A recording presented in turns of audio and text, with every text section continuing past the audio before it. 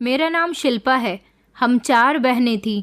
अपनी शादी के बाद जब मेरी माँ गर्भवती हुई थी तब उन्हें बेटे की चाहत थी, मगर उनकी पहली औलाद बेटा पैदा हुई। माँ के तो सारे सपने चूर चूर हो गए थे और उन्हें इस बात पर बहुत गुस्सा आया था। वो अपनी बेटी को बिल्कुल भी पसंद नहीं करती थी। उनका कहना था कि मुझे बेटा चाहिए था, तो फिर बेटी कैसे हो गई? मगर ये तो अपने अपने नसीब की बात होती है। पिताजी ने उनको समझाया था कि बेटियां भी तो बेटों से कम नहीं होती, तुम इनमें फ़र्क क्यों कर रही हो? मगर माँ थी कि किसी की नहीं सुनती थी। फिर उसके बाद दोबारा से मेरी माँ प्रेग्नेंट हुई थी। उन्हें फिर से उम्मीद जगी थी कि उन्हें बेटा पैदा होगा, मगर फिर से उनकी उम्मीद टूट कर रह गई थी। इस बार तो उन्होंने मेरी दूसरी बहन को गोद में ही नहीं लिया था। इस बार भी पिताजी ने उनको यही समझाया था कि बेटियां तो लक्ष्मी का रूप होती हैं, मगर इस बार भी मेरी माँ मानने के लिए तैयार नहीं थी और बार बार यही कह रही थी कि मुझे बेटा चाहिए।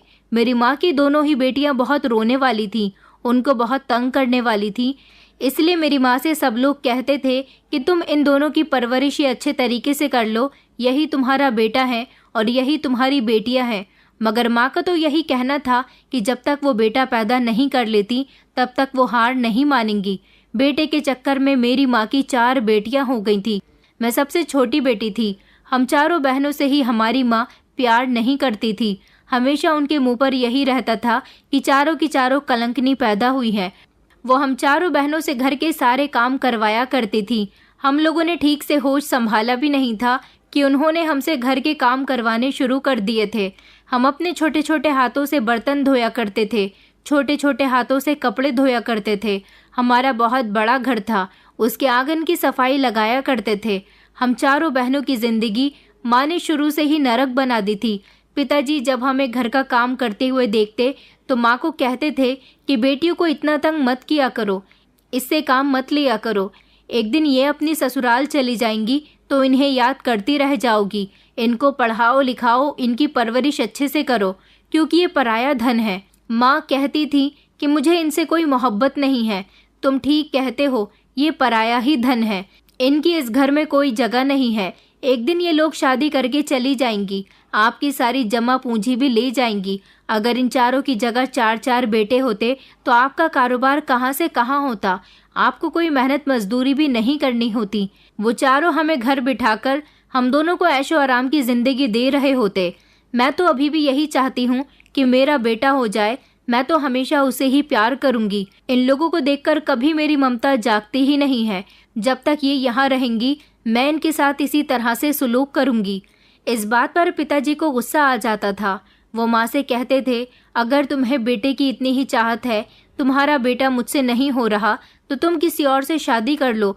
शायद उससे तुम्हें बेटा पैदा हो जाए, तुम्हें सुकून मिल जाएगा और मेरी बेटियों की जिंदगी भी सुकून से गुजरेगी। मैं अपनी बेटियों के खिलाफ ऐसी बातें और नहीं सुन सकता। आखिरकार इतना समय हो गया तुम्हें यही बातें करते हुए। मेरी बेटियां मुझे बहुत प्यारी हैं। मेरे लिए तो मेरी बेटियां ही मेरा बेटा है। मैं इनसे बहुत प्यार करता हूँ। मेरी खातिर तो तुम मेरी बेटियों के साथ प्यार मोहब्बत से रहा करो। तुम्हारा बेटा ना होने पर आखिर इन बच्चियों का क्या कसूर है? कसूर तो तुम्हारा है। तुम्हारी कोख ही इस काबिल नहीं है कि तुम बेटा पैदा कर सको। भगवान ने हमें इतनी प्यारी प्यारी बेटियां दी हैं, तुम्हें तो खुश होना चाहिए। मगर तुम बेटे की चाहत में अंधी हो गई हो। तुम्हें क्या लगता है कि बेटियां मेरी सारी जमा पूंजी लेकर चली जाएंगी? याद रखो, एक दिन बेटा भी अपनी पत्नी के साथ अलग होकर तुम्हें अकेला छोड़कर चला जाएगा। तब तुम्हें एहसास होगा कि बेटियां कितनी कीमती होती हैं और बेटे कितने मतलबी हो जाते हैं। मैं अपनी बेटियों का ख्याल रख सकता हूँ। तुम चाहो तो दूसरी शादी कर सकती हो, लेकिन अगर मेरी बेटियों से तुमने कुछ भी कहा तो अच्छा नहीं होगा। ये मासूम है, इनकी इज्जत करो। बेटियों का दिल बहुत नरम होता है। वो अपने माता पिता का बेटों की तरह ख्याल रखती हैं। मगर माँ ने तो पिताजी की किसी बात को सीरियस लिया ही नहीं था। पिताजी हम चारों बहनों से बहुत प्यार करते थे। एक पिताजी ही थे जिनके घर में आते ही हम चारों के चेहरे पर मुस्कुराहट आ जाती थी। उस समय मैं बहुत छोटी थी।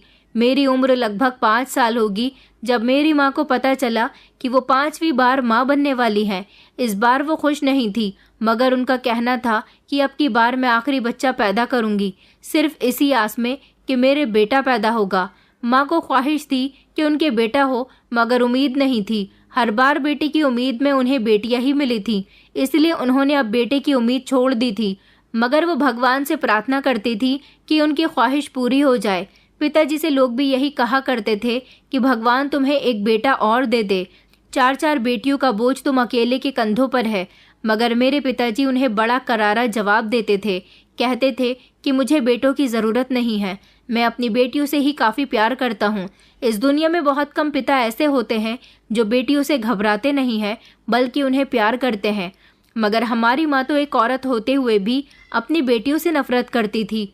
हमारे पिताजी ने कभी हम लोगों के साथ बुरा नहीं किया था, और ऐसा तो माँ पहली बेटी पैदा होने से ही करती आ रही थी। अब वो 5वें बच्चे को जन्म देने वाली थी। वो पिताजी से भी कहती रहती थी कि इस बार प्रार्थना करो कि भगवान हमें बेटा दे दे, और बेटे के लालच में इस बार वो ना जाने किस किस बाबा के पास भी चली गई थी। आखिरकार उनकी ये ख्वाहिश पूरी हो ही गई थी। लेकिन अब हम चारों बहनों की जिंदगी में और भी ज़्यादा परेशानियां आनी शुरू हो गई थी। जिस दिन मेरी माँ ने बेटे को जन्म दिया था, उस दिन उनकी खुशी का कोई ठिकाना नहीं था। हम सब बहनें भी बहुत खुश हो रही थी, जबकि पिताजी माँ की खुशी की वजह से खुश हो रहे थे, वरना उन्हें बेटा पैदा होने की ज़्यादा खुशी नहीं थी। ऐसा इसीलिए था क्योंकि पिताजी ये बात अच्छी तरह से जानते थे कि माँ अब और ज़्यादा हम लोगों पर ध्यान देना बंद कर देगी, वो सिर्फ अपने बेटे की होकर रह जाएगी। हमारा भाई 1 महीने का हुआ था जब पिताजी इस दुनिया से चल बसे। अचानक पिताजी की बहुत तबीयत खराब हो गई थी। सुना था कि उनके फेफड़े खराब हो गए थे। उनके सीने में बहुत तेज दर्द उठा था। सारा दिन मेरे चाचा जी उनको अस्पताल में लेकर घूमते रहे थे। हम सब लोग बहुत परेशान थे, और फिर खबर आई कि हमारे पिताजी इस दुनिया में नहीं रहे। अब हमारी जिंदगी में भी कोहराम मच गया था। मैं तो उस समय छोटी थी, मगर मेरी तीनों बड़ी बहनें पिताजी की मौत पर बहुत रोई थी। लेकिन पिताजी मुझे भी बहुत याद आए थे। आखिरकार वो तो हम सबसे ढेर सारा प्यार करते थे। हमें उनके प्यार मोहब्बत की आदत हो गई थी। अब हमें कोई प्यार करने वाला नहीं बचा था। हम अपने छोटे भाई को प्यार करते थे। उसके पास खेलने के लिए जाते तो माँ हमें उसे छूने तक न देती थी और कहती थी कि मेरे बेटे को अपनी नज़र मत लगाना, तुम चारों बहनें अपना मनहूस साया भी मेरे बेटे पर मत पड़ने देना। धीरे धीरे वक्त इसी तरह से गुजरता चला गया। जैसे जैसे हम बहनें एक एक करके जवान होने लगी, मेरी माँ ने हम लोगों की शादी करना शुरू कर दी थी। मेरी सबसे बड़ी बहन का रिश्ता जब आया तो मेरी माँ ने उनकी फ़ौरन ही शादी कर दी। ये भी नहीं देखा कि मेरी दीदी की शादी वो कहाँ पर कर रही है, क्योंकि माँ तो हमेशा अपने और अपने बेटे में बिजी ही रहती थी। जिस लड़के के साथ उन्होंने मेरी दीदी की शादी की थी, वो लड़का बहुत ज़्यादा उम्र का था। उन लोगों ने दहेज से इनकार कर दिया था। माँ को लग रहा था कि उनकी बेटी की शादी फ्री में हो रही है, इसलिए दीदी की शादी उस उम्रदार आदमी के साथ कर दी थी, जबकि मेरी दीदी की उम्र तो सिर्फ 18 साल थी। फिर उसके बाद उन्होंने दूसरी बहन की शादी की, जब वो भी 18 साल की हो गई। हम बहनें जैसे जैसे 18 साल की होती जा रही थी, माँ हम लोगों की शादी करती चली जा रही थी। उन्होंने ये भी नहीं देखा था कि उन्होंने अपनी बेटियों को कैसे घरों में झोंक दिया है। बस जहाँ से उन्हें लगता कि बेटियाँ फ्री में विदा हो रही है, उधर से ही वो उनकी शादी कर दिया करती थी। हम चारों बहनें ही बेहद खूबसूरत थीं, इसलिए हमारे रिश्ते भी आसानी से आ गए थे। लोग बिना दहेज के भी हमसे शादियां करने के लिए तैयार थे, और हम चारों बहनों में से 3 बहनों के भाग तो फूट गए थे। मगर एक बहन थी जो दूसरे नंबर वाली थी, वो अपनी ससुराल में खुश रह रही थी। बाकी हम तीनों अपनी ससुराल में बहुत परेशान रहते थे। मेरी सबसे बड़ी दीदी, जिनके पति की उम्र उनसे दुगनी थी, वो बीमार रहता था। मेरी शादी तो एक ऐसे इंसान से करवाई गई थी जो चोरी किया करता था। मैं उसकी ऐसी हरकतों से बहुत तंग थी। वो शराबी था और जुआ भी खेलता था। जबकि मुझसे बड़ी वाली मेरी बहन की शादी हुई थी तो उसकी सास उसे बहुत तंग करती थी।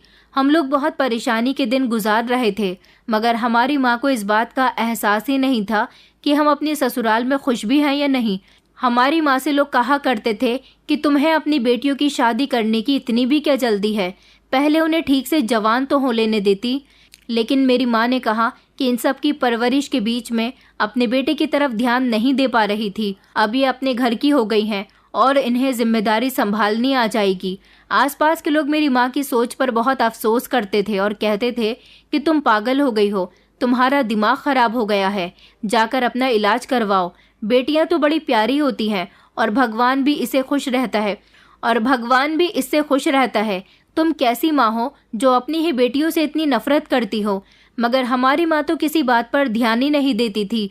उन्होंने हम चारों बहनों में से किसी को भी कभी स्कूल नहीं भेजा था। पिताजी कहते भी थे कि मैं अपनी बेटियों को अच्छी शिक्षा दिलवाना चाहता हूँ, मगर माँ कहती थी कि कोई ज़रूरत नहीं है फिजूल खर्ची करने की।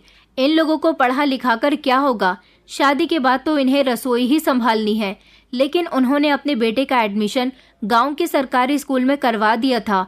वो तो उनकी आंखों का तारा था, उनके दिल का सुकून था। बचपन से लेकर जवान होने तक उन्होंने उसकी हर ख्वाहिश को पूरी किया था। वो जैसा चाहता था माँ उसके लिए वैसा ही कर दिया करती थी। हमारे गांव के बाजार में पिताजी की कुछ दुकानें थीं जो उन्होंने किराए पर दे दी थी। उनका जितना भी किराया आता था वो माँ अपने और अपने बेटे के ऊपर लगाया करती थी। जबकि हम चारों बहनों ने तो सारी जिंदगी चूल्हा चौका किया था और फिर विदा होकर अपनी ससुराल आ गई थी। जिस दिन से हमारी माँ की गोद में बेटा आया था उसने कभी हम लोगों को नज़र उठाकर तक नहीं देखा था। हमारी शादी के 10 साल गुजरे थे जब हमारा भाई पूरी तरह से जवान हो गया था और अब उसकी उम्र भी शादी करने की हो गई थी। 10 साल में हम चारों बहनों की जिंदगी में इतना बदलाव तो आया था कि हम हालात से लड़ने के काबिल हो गए थे। पहले हम लोगों की उम्र कम थी, इसलिए अपनी अपनी ससुराल में ठीक से एडजस्ट नहीं हो सके थे। लेकिन धीरे धीरे जैसे हम लोगों की उम्र बढ़ती गई हमें हालात से लड़ना आ गया था, हालात पर सब्र करना आ गया था और लोगों को जवाब देना भी आ गया था। हम लोग धीरे धीरे सेट हो गई थी और सोच लिया था कि अब जैसी भी है जो भी है यही हमारी ससुराल है, यही हमारा घर है। क्योंकि हमारी अपनी माँ तो हमें मुंह तक नहीं लगाती, हमें जैसे तैसे अपनी अपनी ससुराल में ही गुजारा करना होगा। वक्त ने हमें सब कुछ समझा दिया था और अब हम अच्छी तरह से अपना घर संभाल लेते थे। मेरा पति जो भी करता था मैं उसे कुछ नहीं कहती थी और खामोशी से अपनी ज़िंदगी गुजार रही थी। अपनी माँ को भी आते जाते पूछती रहती थी। लेकिन जब भी हमारी माँ की कोई बेटी शादी के बाद अपने मायके गई, माँ ने कभी भी उसके साथ अच्छी तरह से बिहेव नहीं किया था। हम तो इतनी उम्मीद से अपनी माँ से मिलने जाते थे और एक हमारी माँ थी कि हमसे सीधे मुँह बात भी नहीं करती थी। हमेशा अपने बेटे के बारे में ही सारी बातें करके उसकी फिक्र जताती रहती थी। ऐसा नहीं था कि हमारा भाई हमें प्यारा नहीं था, हम उसे बहुत प्यार करते थे, मगर वो भी हमारी माँ की तरह घमंडी था। हम लोगों को अपनी बहन समझता ही नहीं था। उसका नाम माँ ने बड़े प्यार से सूरज रखा था। माँ जब हमारे सामने उसकी तारीफ करती तो हम भी अपना चेहरा उदास करके वापस आ जाते थे। इस बार भी हम सारी बहनें मिलकर अपने मायके आई थीं।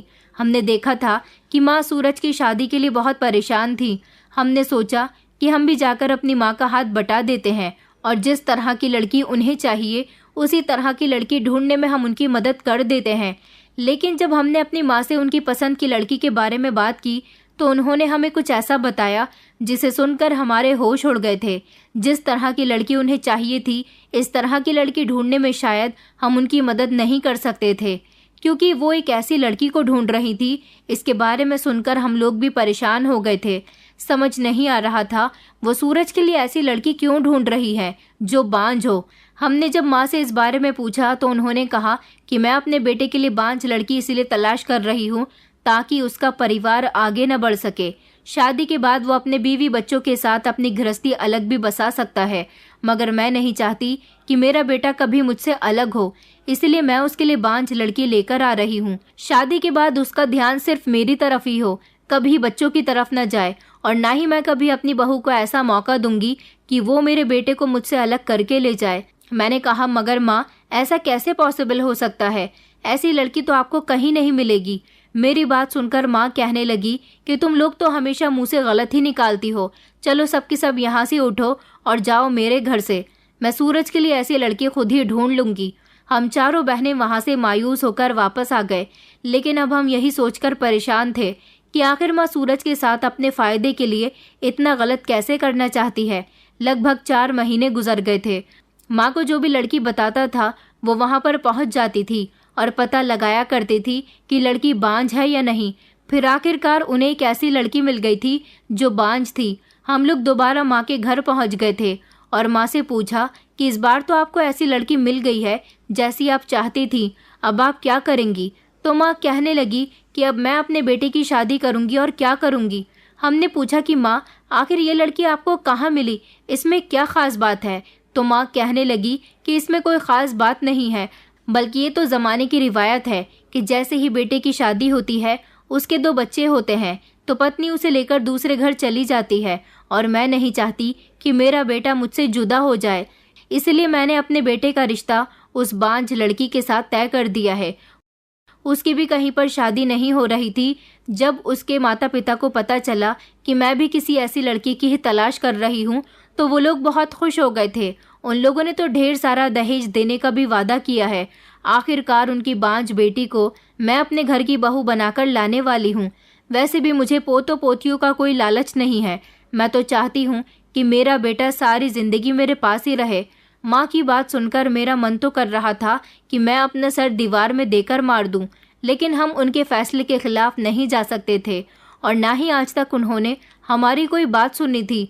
इसीलिए उन्हें जो करना होता था वो हर हाल में उस काम को करके ही मानती थी।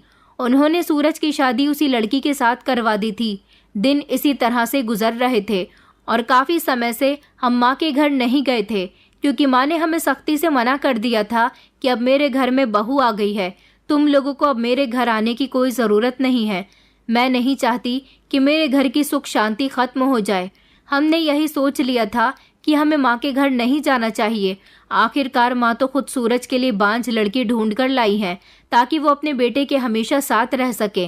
हम भी उनके घर की सुख शांति में दखल अंदाजी नहीं करना चाहते थे, मगर माँ की याद आ रही थी। मिलने जाना बहुत ज़रूरी था। वो हमसे प्यार करती थी या नहीं, मगर हम तो उनसे बहुत प्यार करते थे। पिताजी के मरने के बाद अब वो ही तो थी जिन्हें हम अपनी माँ कहते थे, और माँ चाहे जैसी भी हो, मगर बच्चों के लिए हमेशा माँ ही रहती है। मैंने अपनी तीनों बहनों से कहा था कि चलो माँ के घर चलते हैं, मगर उन तीनों ने इनकार कर दिया था और कहा था कि माँ के घर जाकर भाभी के सामने अपनी बेइज्जती नहीं करवाना चाहते। मैंने उन लोगों को समझाया था कि तुम लोग हमारी माँ से नाराज़ हो रही हो। तुम तो जानती हो कि माँ की आदत शुरू से ही ऐसी है, तो फिर अब तुम लोगों को ऐसा क्यों लग रहा है कि माँ हमारी बेइज्जती करती है। उन तीनों ने कहा कि पहले की बात कुछ और थी। पहले हम लोग माँ की बेइज्जती खामोशी से बर्दाश्त कर लिया करते थे, क्योंकि हम चारों ही उनके सामने एक दूसरे को बेइज्जत होते हुए देख लिया करते थे। लेकिन अब तो घर में भाभी आ गई हैं। भाभी हमारे बारे में क्या सोचेगी, उसे भी पता चल जाएगा कि हमारे मायके में हमारी कोई इज्जत नहीं है। वो भी माँ की तरह हमें बेइज्जत किया करेगी। हम उसके सामने बेइज्जत नहीं होना चाहते। मगर मैंने उन लोगों को तसल्ली दी और कहा कि तुम लोग फिक्र मत करो। हो सकता है कि हमारी भाभी आदत की अच्छी हो, वो हम लोगों के साथ माँ के जैसा सुलूक ना करे। चलो ना एक बार माँ से मिलकर ही आते हैं, बहुत दिन हो गए हैं माँ को देखे हुए। मगर उन तीनों में से कोई भी माँ से मिलने के लिए तैयार नहीं हुई, तो मुझे मजबूरन अकेले ही माँ के घर जाना पड़ गया था। मेरे भाई की शादी को लगभग 1 साल गुजर गया था, क्योंकि उसकी शादी के पूरे 1 साल तक हम में से कोई भी माँ के घर नहीं गया था। माँ को तो कभी हमारी फिक्र हुई ही नहीं थी, कभी उन्होंने भी हमें नहीं बुलाया था। मगर जब मैं माँ के घर गई तो माँ के घर का एक अलग ही नज़ारा मेरी आंखों के सामने आ गया था। मैंने देखा कि दरवाजे के सामने ही चारपाई पर एक औरत बैठी हुई फल खा रही थी। उसे देखकर मैं चौंक गई थी, क्योंकि ये औरत कोई और नहीं बल्कि मेरी भाभी थी। मुझे माँ तो कहीं नज़र नहीं आ रही थी। इसी चारपाई पर हमेशा मेरी माँ बैठी रहती थी। आज माँ कहाँ थी? मैं जब घर के अंदर गई तो मैंने भाभी को नमस्ते किया और उनसे कहा कि भाभी आप कैसी हो।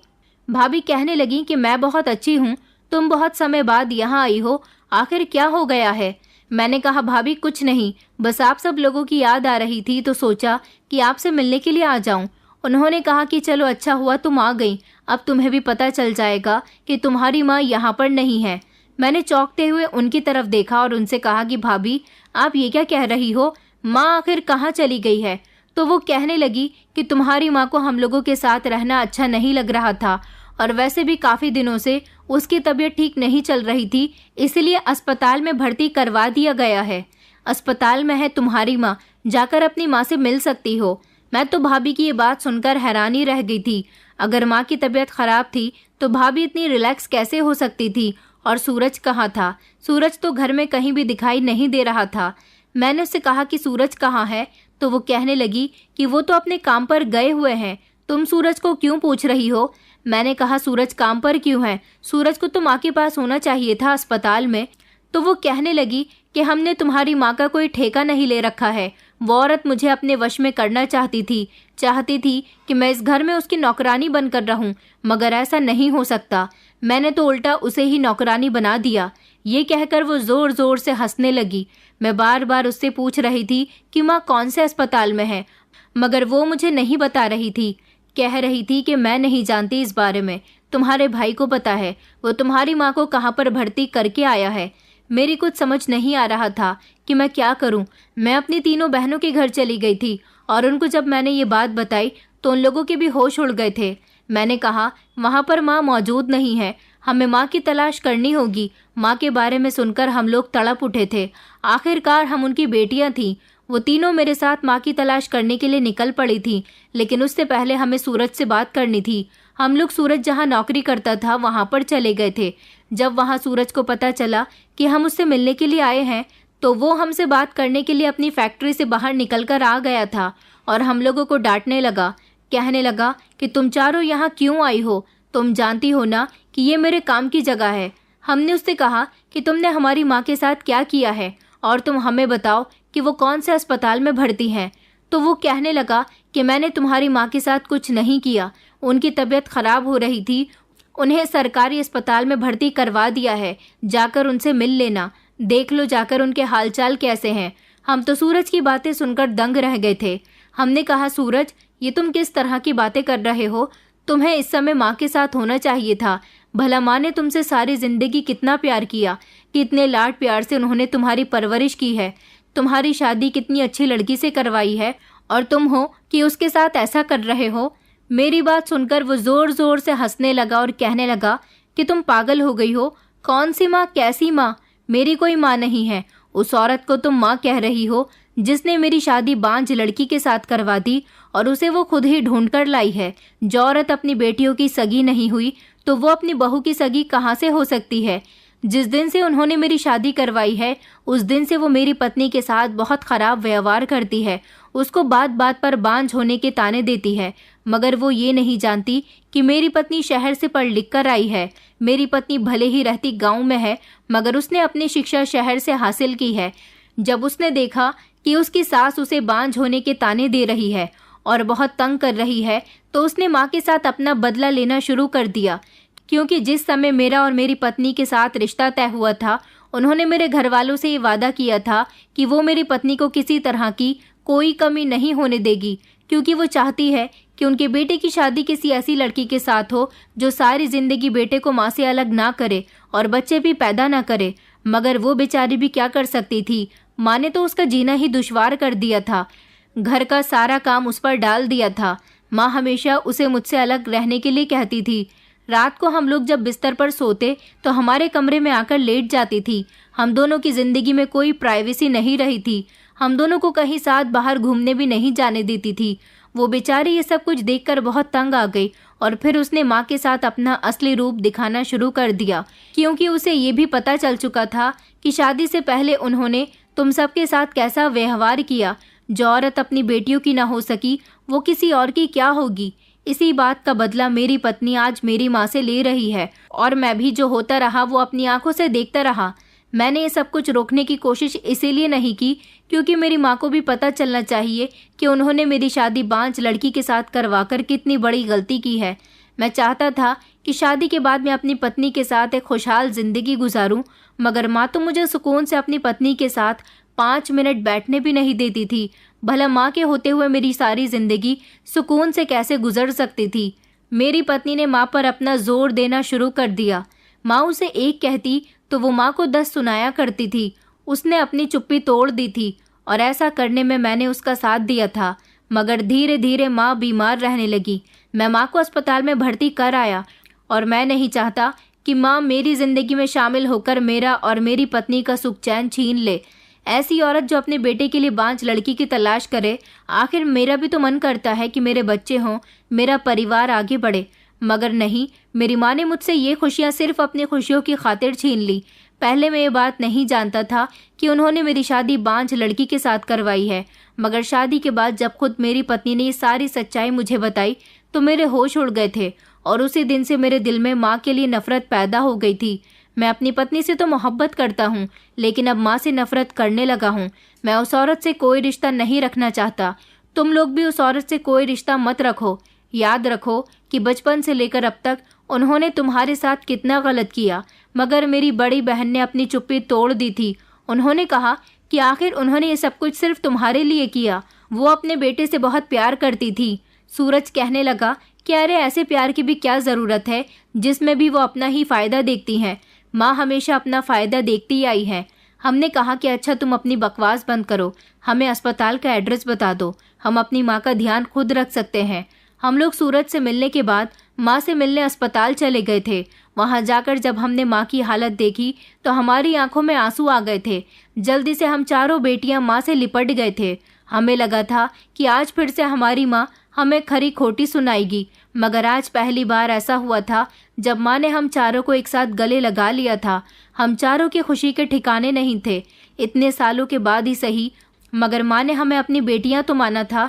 पहली बार उन्होंने अपने गले से लगाकर कहा था कि मुझे तुम चारों की याद आ रही थी। माँ के ऐसे शब्द सुनकर हमारी आंखें फटी की फटी रह गई थी। हम लोग बड़े गौर गौर से उन्हें देख रहे थे। आज ऐसा लग रहा था कि हमारी माँ जिंदा है, वरना तो हमें सदियों से यही लगता आया था कि हमारी माँ हमारे साथ ही नहीं है। आज माँ हमें इस तरह से प्यार कर रही थी जिस तरह से पिताजी किया करते थे। उन्होंने उस दिन कहा था कि मुझे माफ़ कर दो, मैं तुम चारों की बहुत बड़ी गुनाहगार हूँ। बेटे के लालच में आकर मैंने तुम चारों के साथ बहुत गलत किया, मगर कहते हैं ना कि बेटियां तो बेटियां ही होती हैं। बेटियों का दिल बहुत नरम होता है, शायद बेटों का दिल बहुत सख्त होता है। मैंने अपने बेटे के लिए क्या कुछ नहीं किया। मैं तो चाहती थी कि उसकी पत्नी आ जाए तो किसी भी तरह वो अपनी पत्नी के कहने में न आए, मगर लाख कोशिश करने के बावजूद भी वो अपनी पत्नी का होकर रह गया। हम लोगों ने माँ को समझाया कि आपने जो उनके साथ किया वो भी गलत था। ऐसा मुमकिन ही नहीं हो सकता कि कोई बेटा सिर्फ अपनी माँ का होकर रह जाए। आखिरकार उसे सारे रिश्ते निभाने पड़ते हैं। आपने उनके साथ भी तो बहुत गलत किया। आपने उनकी शादी एक बांझ लड़की के साथ करवा दी। वैसे तो वो अपनी पत्नी के साथ खुश है, मगर सारी जिंदगी उनके बच्चे नहीं होंगे तो वो आपको कोसते रहेंगे, सोचेंगे कि आपकी वजह से ही उनका परिवार आगे नहीं बढ़ सका। माँ अब आपको बदलना होगा। माँ कहने लगी कि हाँ बेटा, वक्त और हालात ने मुझे बदल दिया है।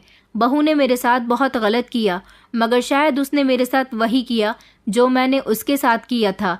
वो बहू थी, इसलिए उसने मुझसे अपना बदला ले लिया।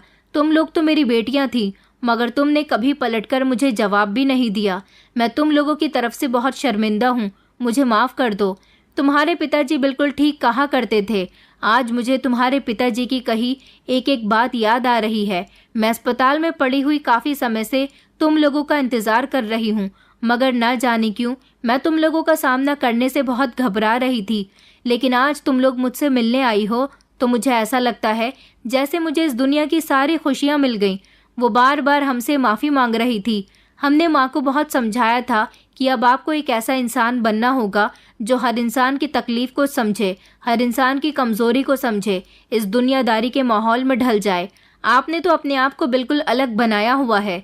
माँ हमारी बात को अच्छी तरह से समझ गई थी। आखिरकार उन्हें वक्त की ठोकर लगी थी। भैया और भाभी को भी हम लोगों ने बहुत समझाया था, और फिर भैया को इस बात का एहसास हो गया था कि माँ ने अपने मतलब के लिए सूरज और उसकी पत्नी के साथ कुछ भी किया, मगर है तो वो उनकी माँ ही। माँ को एक बड़ी बीमारी लग गई थी जिसकी वजह से वो बीमार रहने लगी थी। सरकारी अस्पताल में उनका फ्री में इलाज हो रहा था, मगर हम लोग उन्हें शहर लेकर गए और हम पांचों बहन भाइयों ने उनका शहर में इलाज करवाया था। धीरे धीरे माँ ठीक तो होने लगी, लेकिन अब माँ के दिल से हम सबके लिए नफरत निकल चुकी थी। माँ ने हम सबसे माफ़ी मांग ली थी। हम सब लोग एक साथ बहुत खुश हैं, मगर मेरा भाई, जिसको माँ ने सारी ज़िंदगी बहुत सारी खुशियाँ दी, उसका हर कहना माना, मगर उन्होंने जो उसके साथ किया वो बहुत गलत था। उसकी पत्नी भगवान से रो रो कर प्रार्थना करती थी कि उसके अंदर इतनी बड़ी कमी क्यों दी है, वो अपने पति को औलाद क्यों नहीं दे सकती। शायद भगवान ने उसकी प्रार्थना सुन ली थी। हमारी भाभी बुरी नहीं थी, मगर वो सिर्फ माँ के बुरे होने की वजह से बुरी हो गई थी। सच कहते हैं कि जिस तरह लोहे को लोहा काट सकता है, इस तरह बुरे इंसान को भी चालाकी से ठीक किया जा सकता है। हमारी भाभी ने चालाकी से हमारी माँ को ठीक कर दिया था, और उनकी ये चालाकी हमारे बहुत काम आई थी। माँ अब हमसे मोहब्बत करने लगी थी, अपने सारे ही बच्चों को बराबर से समझने लगी थी। भाभी ने भी माँ को माफ़ कर दिया था और फिर कुछ वक्त गुजरने के बाद एक ऐसा कुदरत का करिश्मा हुआ था कि भाभी प्रेग्नेंट हो गई थी। ऐसा भाभी की लाख प्रार्थनाओं के बावजूद हुआ था। हम लोगों ने भी भाभी के लिए बहुत सारी दुआएं की थी। भाभी जिनको डॉक्टर ने बचपन में ही बांझ करार कर दिया था, वो अब प्रेग्नेंट थी और हमारे घर में खुशी के ठिकाने नहीं थे। मैं भी बहुत खुश हो रही थी। माँ अब अपने किए पर बहुत पछता रही थी क्योंकि उन्हें घर में खामोशी महसूस होती थी। उन्हें लगता था कि अगर कोई पोता पोती घर में होता तो कितनी रौनक होती, लेकिन अब भाभी के प्रेग्नेंट हो जाने से घर का माहौल खुशी से भरा हो गया था। भाई हमें भी जल्दी जल्दी अब बुलाता रहता था। हम सब बहनें अपनी ससुराल में भी खुश रहने लगे थे क्योंकि हम लोगों ने सब कुछ भगवान के हवाले छोड़ दिया था। हमने ये सोचा था कि ज़िंदगी 4 दिन की है, इसे परेशानियों से क्या गुजारना। ज़िंदगी में परेशानियां और अच्छा बुरा वक्त तो आता जाता रहता है, क्यों ना इसे हंसकर गुजार दिया जाए। बेटा और बेटियों में फ़र्क करने वाली हमारी माँ को समय ने ऐसी ठोकर खिलाई थी जिससे उनको अकल आ गई थी। इसीलिए आप लोग भी बेटा बेटी में कभी फ़र्क ना करें। बेटियां ही तो वो होती हैं जो घर में रौनक कर देती हैं। बेटियां अपने माता पिता का मान सम्मान होती हैं। बेटियां ही हैं जो बेटों से ज़्यादा अपने माता पिता की फिक्र करती हैं। शायद बेटे पत्नी के आ जाने के बाद अगर बदल जाते हैं, मगर हर बेटा भी ऐसा नहीं होता। कुछ ऐसे भी होते हैं जो अपनी माँ का बहुत ख्याल रखते हैं, मगर वो ऐसी माँओं के बेटे होते हैं जिन्होंने कभी बेटा बेटी में फ़र्क ना किया हो। दोस्तों, उम्मीद करती हूँ आपको हमारी कहानी पसंद आई होगी। कहानी पसंद आई है तो वीडियो को लाइक करें, चैनल पर नए हैं तो चैनल को सब्सक्राइब करें और हाँ, नोटिफिकेशन बेल को ज़रूर दबाएं ताकि अगली अपडेट सबसे पहले आपको मिले।